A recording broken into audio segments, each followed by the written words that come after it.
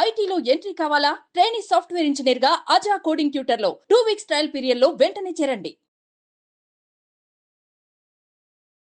నమస్కారం, welcome to Suman TV. నేను గీతాంజలి. కార్తీక పౌర్ణమికి దీపారాధన చాలా ముఖ్యమని చెప్తారండి. అందులోనూ ఎన్ని దీపాలు మనం వెలిగించాలి, ఎన్ని ఒత్తులతో వెలిగించాలి, ఏ ద్రవ్యాన్ని మనం వినియోగించాలి, ఇలా చాలా సందేహాలు ఉంటాయి కదా. అలాగే పౌర్ణమి రోజున దానాలు చేయటం కూడా చాలా ముఖ్యం. ఎంతో విశిష్టత ఉండి దానాలకని చెప్తూ ఉంటారండి. ఏమిటా విశిష్టత? మనం ఏవి దానంగా ఇస్తే మంచిది, మనకు కలిగేటువంటి ఫలితం ఏంటి తెలుసుకుందాం. వివరించేందుకు ప్రస్తుతం మనతో పాటు ఉన్నారు ప్రముఖ జ్యోతిషులు బ్రహ్మశ్రీ నందిబట్ల శ్రీహరి శర్మ గురువు గారు. వారితో మాట్లాడదాం. గురుగారు నమస్కారం అండి. వాగర్థావివ సంపృక్తౌ వాగర్థ ప్రతిపత్తయే జగతః పితరౌ వందే పార్వతీ పరమేశ్వరౌ. సదాశివ సమారంభాం శంకరాచార్య మధ్యమాం అస్మదాచార్య పర్యంతం వందే గురు పరంపరాం. ఆదిత్యాయ చ సోమాయ మంగళాయ బుధాయ చ గురుశుక్ర శనిభ్యశ్చ రాహవే కేతవే నమః. శృంగేరి జగద్గురు పీఠాధిపతులకి, కంచి పీఠాధిపతులకి నమస్కారములు తెలియచేసుకుంటూ కార్యక్రమాన్ని ప్రారంభిద్దాం. కార్తీక పౌర్ణమి ఎప్పుడెప్పుడు వస్తుందా అని ఎదురు చూస్తాం మేమైతే. అంటే గురుగారు, సోమవారాలు ఎంత విశిష్టమో మొత్తం ఈ మాసంలో చూసుకుంటే చాలా ముఖ్యమైనది కార్తీక పౌర్ణమి అని చెప్తారండి. మా అందరికీ బాగా తెలిసింది ఏంటంటే ఆ రోజు ఖచ్చితంగా ఉపవాసం ఉంటాము, ఖచ్చితంగా దేవాలయానికి వెళ్తాము. ఇంకొకటి నియమంగా చేసేది ఏమిటంటే 365 ఒత్తులు వెలిగిస్తామండి. ఇలా వెలిగిస్తే సరిపోతుందా? పౌర్ణమి మేము ఇలా చేసుకుంటే చాలా? ఉన్నటువంటి పౌర్ణమిలలో కార్తీక పౌర్ణమికి చాలా విశిష్టత. కార్తీక పౌర్ణమి అనగానే మనకు గుర్తొచ్చేటువంటిది అరుణాచలేశ్వరుని గిరి ప్రదక్షిణ. అంటే ఈ అరుణాచలం అనేటువంటిది కొండ ఏదైతే ఉందో అది మనకు కుజగ్రహం నుంచి ఒక కొండ, ఒక ముక్క పడి ఆ ప్రదేశంలో పడింది, అగ్నికారక గ్రహం. అందుకనే ఈ కార్తీక మాసం కృత్తికా నక్షత్రంతో వస్తుంది. కృత్తికా నక్షత్రం అనగానే మనకు అగ్ని నక్షత్రం అది. ఈ కృత్తికల ద్వారా పెంచబడ్డాడు కాబట్టి కార్తికేయుడు అయ్యాడు.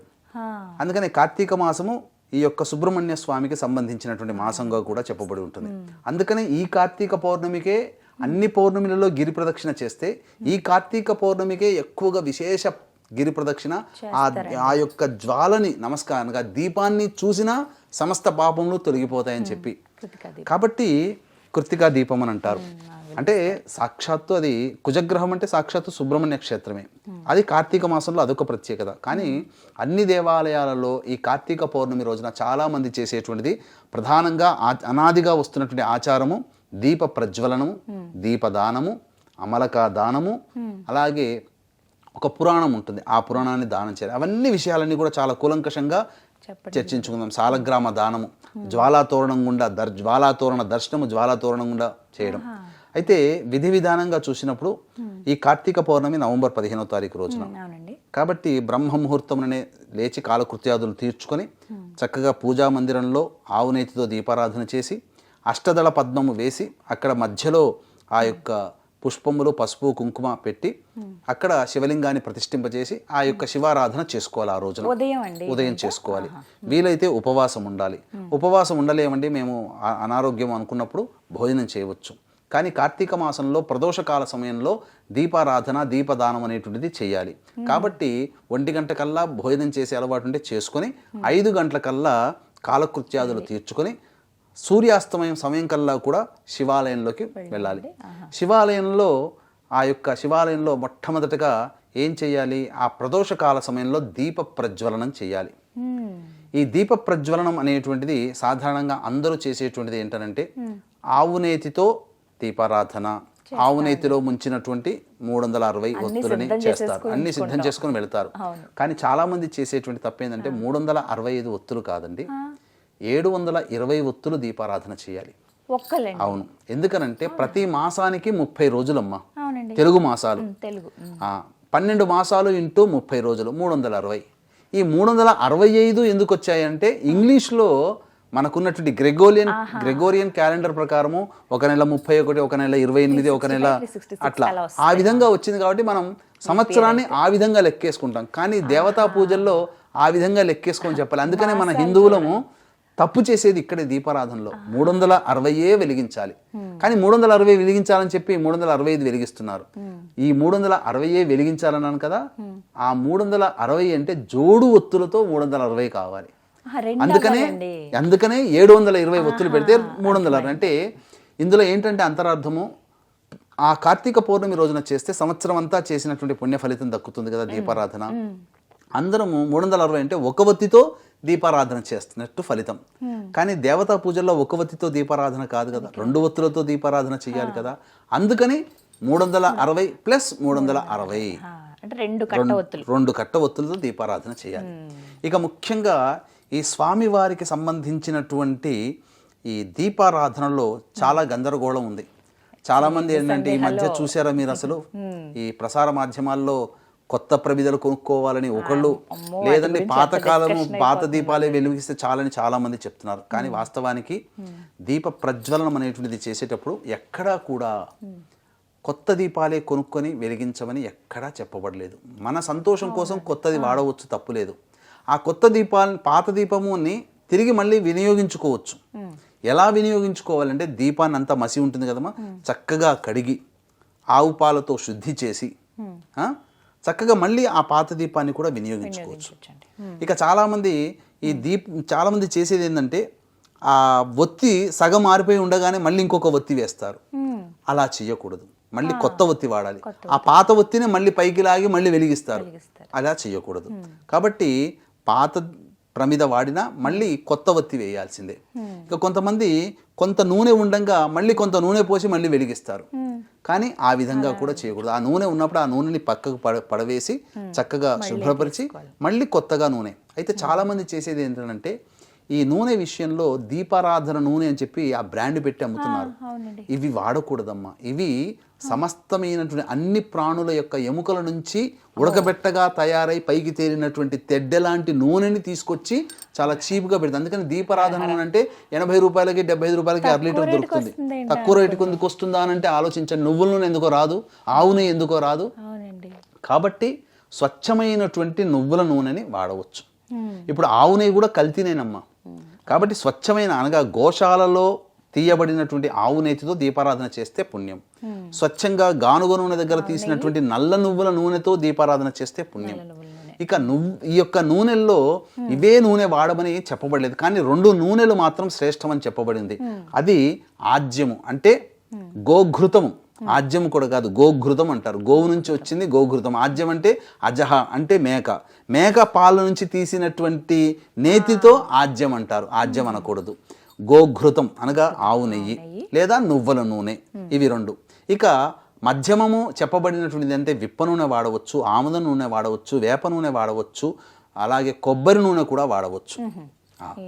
ఈ 4 కూడా వాడవచ్చు, లేదా అన్ని కలిపిన దాంతో కూడా దీపారాధన చేయవచ్చు. ఇక సంబంధించినటువంటి ఈ యొక్క ప్రధానంగా ఈ దీపారాధన అనేటువంటిది చేసేటప్పుడు ఒక శ్లోకముని చదువుకుంటూ చేయాలమ్మా. వీక్షించేటువంటి ప్రేక్షకులు ఈ యొక్క దీపారాధన చేసేటప్పుడు ఈ కింది శ్లోకాన్ని చదువుకోవాలమ్మా. కీటాః పతంగాః మశకాశ్చ వృక్షాః జలే స్థలే ఏ విచరంతి జీవాః దృష్ట్వా ప్రదీపం నచ జన్మ భాగినః భవంతు నిత్యం స్వపచాహి విప్రాహ. అంటే దీని యొక్క అంతరార్థం ఏంటంటేనమ్మా, ఈ శ్లోకంని చదవలేకపోయినా ఇప్పుడు చెప్పబోయేటువంటి భావాన్ని మనసులో చదువుకుంటూ చేసినట్లయితే దీప ప్రజ్వలన ఫలితం దక్కుతుంది. అంటే ఈ కార్తీక మాసములో దేవాలయంలో గనక లేదా తులసి బృందావనం దగ్గరనైనా దీపారాధన చేసినటువంటి మానవులకి మానవులతో పాటు ఈ దీపాన్ని క్రిమికీటకాదులు చూస్తారు, జలచరంలో ఉన్నటువంటి ప్రాణులు చూస్తారు, వృక్షము కూడా ప్రాణియే, వృక్షము చూస్తుంది.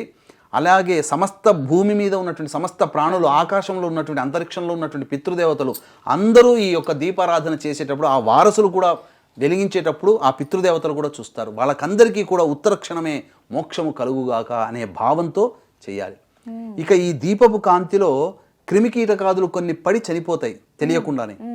అటువంటి దీపపు కాంతిలో భస్మమైనటువంటి ప్రాణికి ఉత్తర క్షణమే స్వర్గలోక ప్రాప్తి కలుగుతుందమ్మా. ఈ కార్తీక పౌర్ణమి రోజున విశేషంగా సంధ్యా సమయంలో చేయాలి. అంటే 6:04 సూర్యాస్తమయం అయితే 48 నిమిషాలు, అంటే 6:04 నుంచి 6:52 మధ్య కాలంలో చేసేయాలి దీపారాధన. ఇంటి దగ్గర అండి, దేవాలయానికి వెళ్ళి ఇంటి దగ్గర చేయవచ్చు, తులసి బృందావనం దగ్గర చేయవచ్చు, దేవాలయంలో చేయవచ్చు, ఎక్కడ చేసినా ఫలితం ప్రదేశాన్ని బట్టి ఫలితం యొక్క మహత్యం మారుతూ ఉంటుంది. కాబట్టి దేవాలయంలో చేస్తే విశేషం. ఈ సమయం ఒకటి గుర్తుంచుకోండి.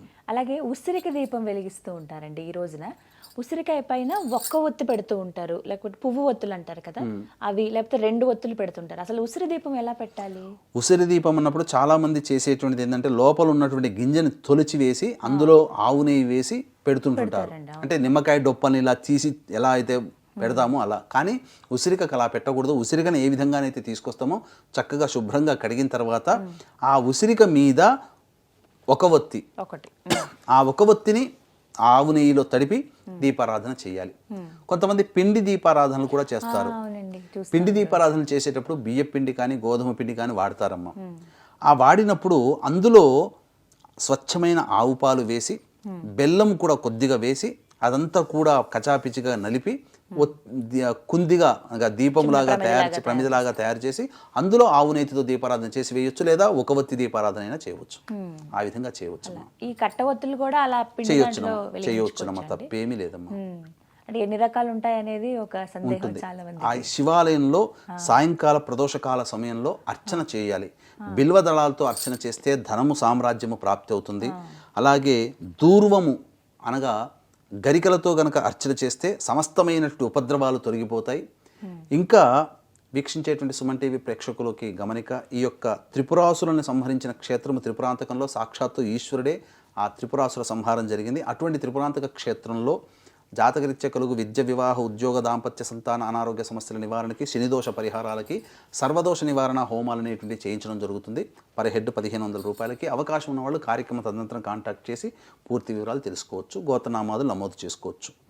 ఇక జిల్లేడు పుష్పాలతో, శ్వేత జిల్లేడు, తెల్ల జిల్లేడు పుష్పాలతో చేస్తే సమస్త శత్రుబాధలు, ప్రయోగ బాధలు తొలగిపోతాయి. కాబట్టి కరవీర పుష్పంలో అంటే గన్నేరు పుష్పంలో అనగా పచ్చగన్నేరు, బిళ్ళగన్నేరు కాదమ్మా, మామూలుగా పూజకు చేసే గన్నేరు పుష్పములతో గనక అర్చన చేస్తే ఇష్టకన్య, ఇష్ట వరప్రాప్తి అంటే కోరుకున్న జీవిత భాగస్వామి లభిస్తాడు. ఈ విధంగా అనేక పుష్పాలతో అర్చన ఆ రోజున సాయంకాల సమయంలో చేయవచ్చు. ఇక ముఖ్యంగా కూడా ఈ యొక్క కార్తీక పౌర్ణమి రోజున దానము చాలా విశేషమమ్మా. దానాది కార్యక్రమాలు చేయాలి. సాలగ్రామ దానము అనేటువంటిది ఒకటి బ్రాహ్మణుడికి, ఒకటికి దేవాలయంలో సాలగ్రామ దానం చేయాలి.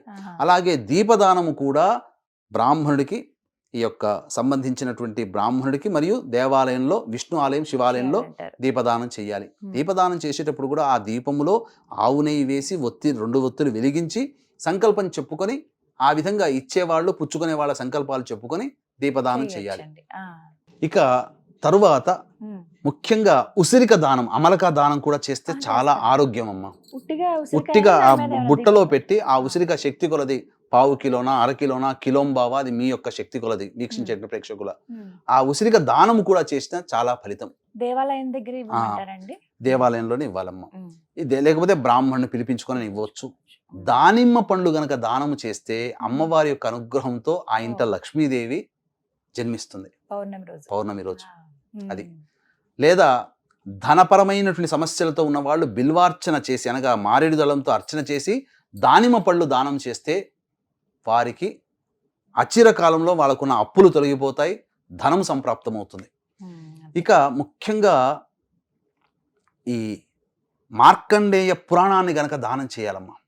ఈ మార్కండేయ పురాణం దానం చేస్తే వాజపేయ యాగము చేసిన పుణ్య ఫలితం దానం చేసిన వాడికి ఈ కార్తీక పౌర్ణమి రోజున వస్తుంది. అది ఎందుకనంటే మహాయాగాలలో సోమయాగము, మన వాజపేయ యాగము, పౌండరీక యాగము, ఈ 3 యాగాలు చేసినటువంటి వ్యక్తికి రాష్ట్రపతితో సమానమైనటువంటి స్థితి కలుగుతుంది. రాష్ట్రపతి వస్తే ప్రోటోకాల్ ఏ రాష్ట్రానికైనా ఎలా అయితే వెళతాడో, ఈ 3 యాగాలు చేసినటువంటి వేద పండితుడికి అతను ఎక్కడికి వెళ్ళినా ఛత్రము, చామరము అన్ని కూడా పట్టుకుంటారు. ఆ ప్రోటోకాల్ అతను, బ్రాహ్మణులు అట్లా ముందుంటారు. అది చాలా గొప్పదైనటువంటి స్థితి అమ్మ. చాలా మంది మహానుభావులు ఉన్నారు ఈ యొక్క వాజపేయ, పౌండరిక, సోమయాగములు చేసిన వాళ్ళు. వాళ్ళని చూసినా నమస్కారం చేసినా ఆ పుణ్య ఫలితం వస్తుంది.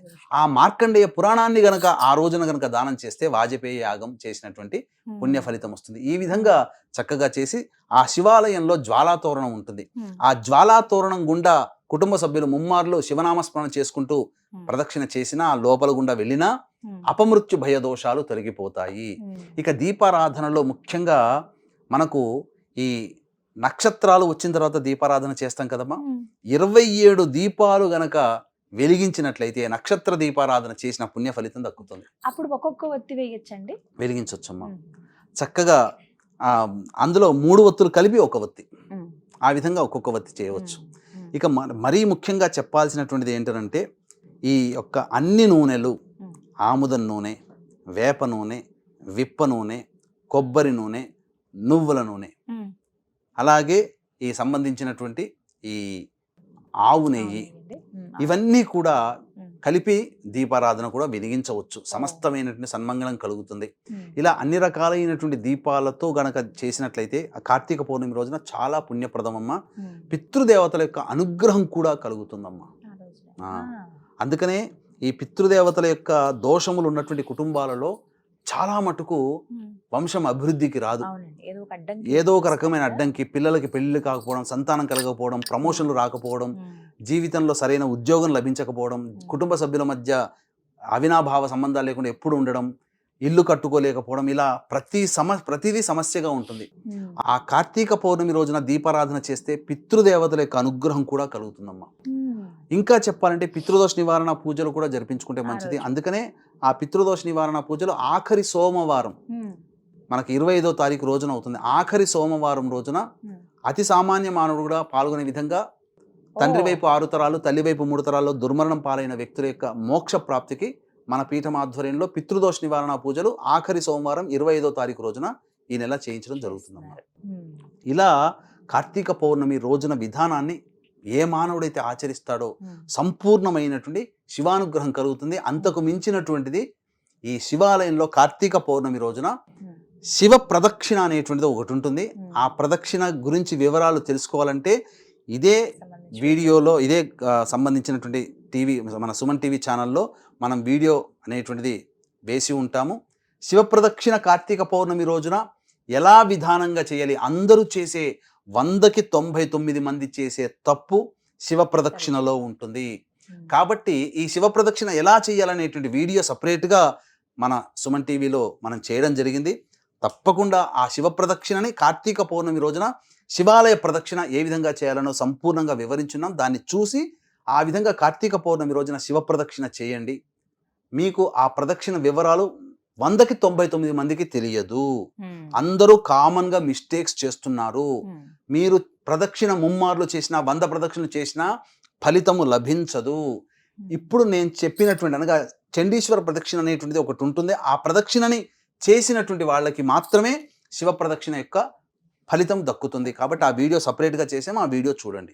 చాలా చక్కగా వివరించారు గురుగారు. కార్తీక పౌర్ణమి రోజు దీపాలు అసలు ఎలా వెలిగించాలి, ఎన్ని ఒత్తులు, అలాగే దానాలు ఏవి చేస్తే మంచిది, ఎటువంటి ఫలితం దక్కుతుందని. నమస్కారం గురుగారు. సర్వం శ్రీ ఉమామహేశ్వర పరబ్రహ్మార్పణమస్తు.